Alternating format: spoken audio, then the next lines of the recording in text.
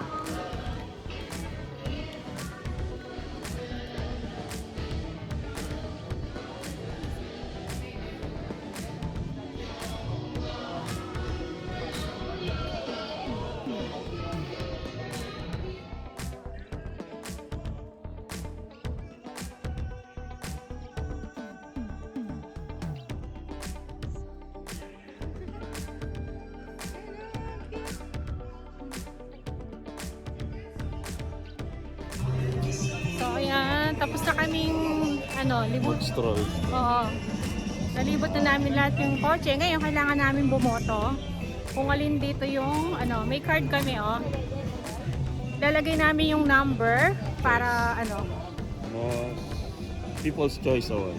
may People's Choice Award ka. So, yun. Lalagyan namin number yun. Kung sinong mananalo sa mga, boboto tayo. Sa mga car na yan. So, ang dami, oh. Yan yung dog. Laki ng dog, oh. Cute. So, yan. Boboto muna kami.